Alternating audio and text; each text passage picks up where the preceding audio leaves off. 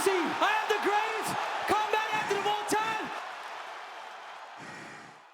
What's up, everybody? Welcome to this episode of Tell the Tape. I'm your host, Cejudo, aka Triple C. And on this episode of Tell the Tape, I'm going to be breaking down Curtis Blaydes versus Tom Aspinall. The interim bout, people, is on the line. Again, guys, this episode wouldn't be possible without our sponsor. That's right, I'm talking about Jimmy Bars, the gluten-free bars that is out in stores nationwide. Whether you guys want a meal replacement or you guys are just hungry, guess what? They're all good. From cookies and cream to citrus burst, they have it all. So you guys make sure to go to jimmybars.com and get your Jimmy on.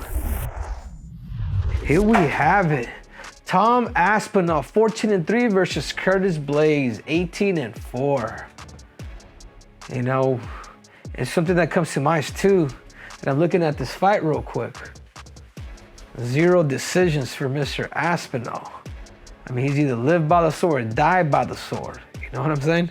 Every time that all his losses have come from stoppage too. To a guy like Curtis Blaydes who has, you know, 22 fights. Is it 20? No. 23. 23-1 no contest. Yeah, 23-1 no contest. 6'4" to 6'5", 78-inch reach to 80-inch reach, surprisingly, for Mr. Curtis Blaydes. Age 33 to age 31. Get it? 31? Anyhow.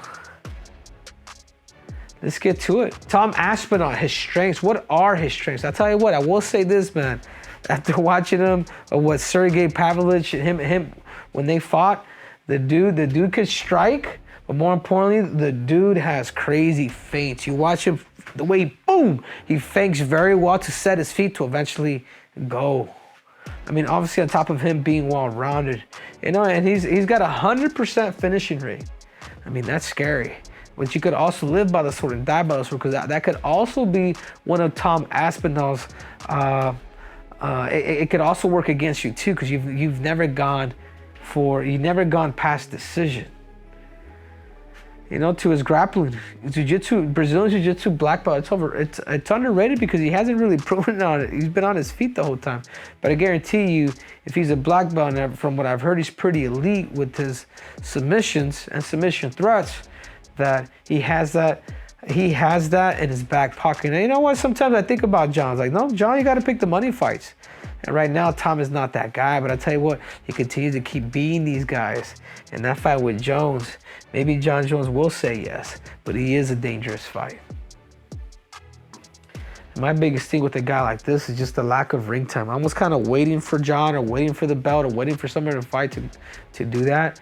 Like they ended up making that right business decision by taking the fight with Curtis Blaydes, because if John Jones already has his fight announced in New York at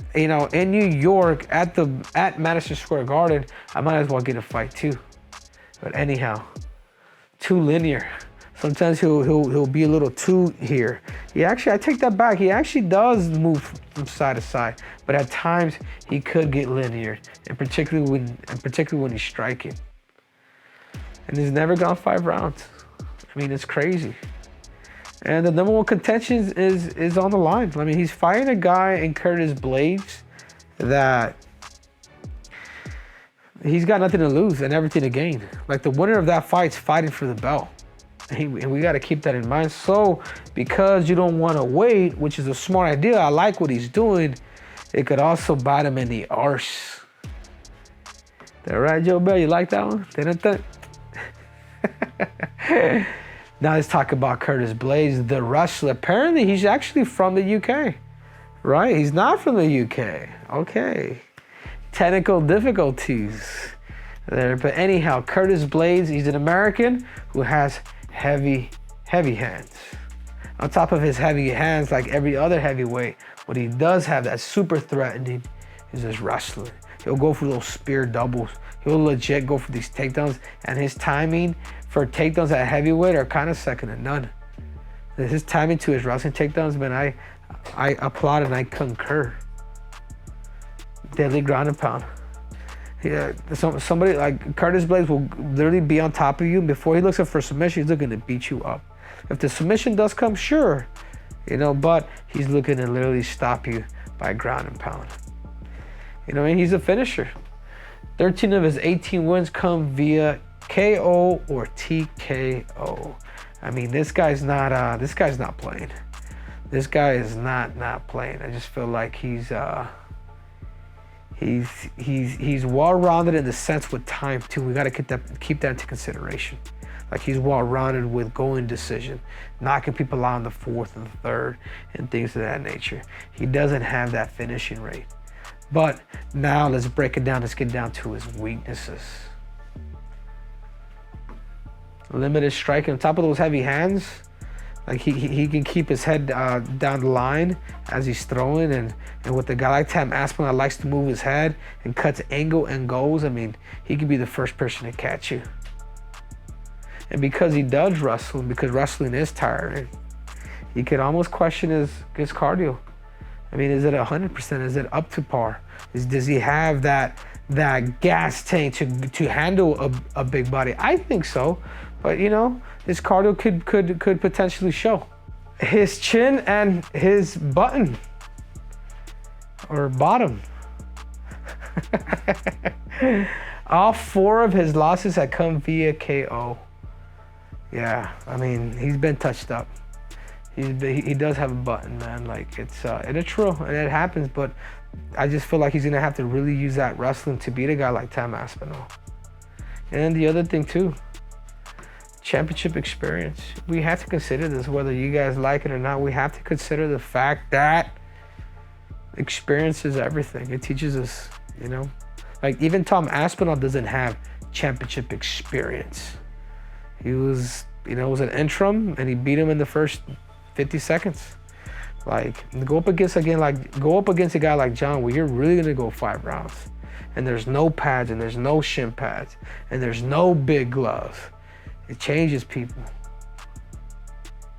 Strikes landed per minute for Tom Aspinall, 7.722 strikes landed per minute. But look at that, he doubles that. He takes chances. Tom Aspinall is a guy that's gonna fight, and he's going to take chances. The same reason why he knocks people out. He's a risk taker.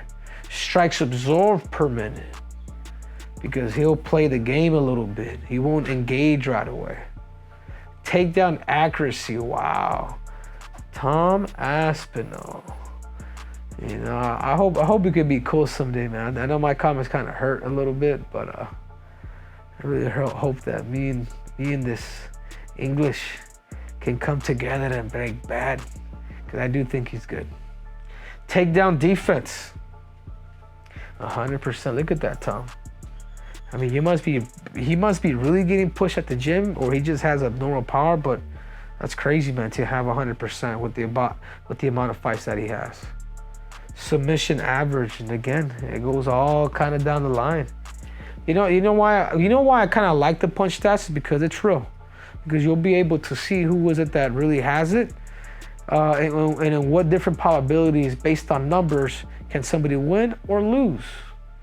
But when I think about this fight, like, yeah, of course, man, I want to give Curtis Blaydes his foul. Does he have the style to beat him? He does, man, but he's also been knocked out, man. He's also been hurt in the past, and I like Curtis, and I hope he does. But if there's somebody that, again, the big fight where he understands fakes and feints, like Tom Aspinall is gonna take those, take that risk and then put people out. I mean, it is Tom. And the only thing that Curtis Blaydes is gonna have to do, because this guy's a better attacker than him, he's gonna have to wrestle. But at what expense? Is he gonna be able, when the dude fights him, and then you're forced to stand with him on your feet?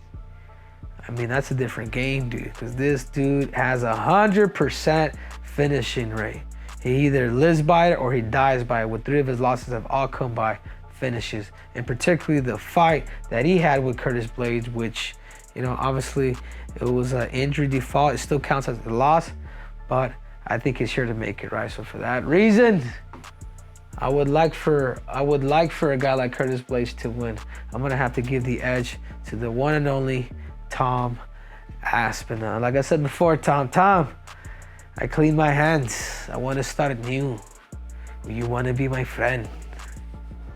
And thank you guys for watching this episode. That's right, this episode wouldn't be possible without our sponsor. That's right, I'm talking about Jimmy Bars, a gluten-free bar that is out in stores nationwide. Learn it from Calvin Gastelum, who ascended to 170 pounds. So you guys make sure to go to local Walmart and get your Jimmy on. I'm out.